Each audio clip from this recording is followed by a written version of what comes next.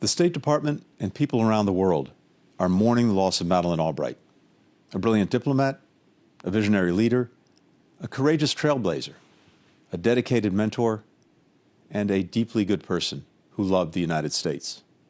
She devoted her life to serving it. Having arrived in the United States as a refugee at age 11, Madeleine never forgot the generosity that America extended to her family when they needed it most. Having seen America at its best, she pushed relentlessly for us to live up to our role as a moral beacon and defender of freedom. And having experienced the horrors of war firsthand, fleeing Czechoslovakia after the Nazis invaded, then hiding in shelters as German bombs fell on London, she believed that the United States must respond forcefully to dictators and tyrants. She created the Community of Democracies, a coalition of countries that defends democratic values around the world. And thanks in no small part to her, Poland, Hungary, and the Czech Republic joined NATO, and the United States defended ethnic Albanians against Serbian aggression.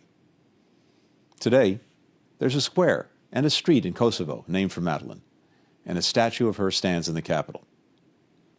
When she was nominated to be Secretary of State, some openly questioned whether a woman could go toe-to-toe with world leaders.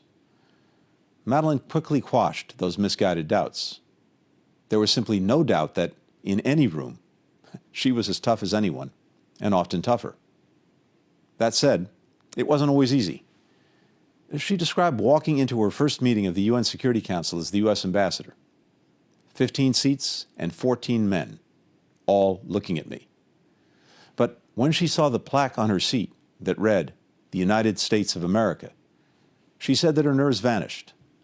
It was the first time that, as she put it, she represented the country of my naturalization, the place where I belonged. "It took me a long time to find my voice," Madeleine once said. "Now that I have it, I'm not going to be silent." She never was, and that voice will resonate far into the future. Madeleine mentored a generation of diplomats and national security experts. I'm one of the many who benefited from her wisdom and her encouragement. And in her post-government career, she dedicated herself to teaching, continuing to invest in our future diplomats and leaders. After leaving the State Department, when asked if she was relieved not to be dealing with the crises around the world, she'd simply say, "I miss it every day." She loved the United States. She loved the State Department.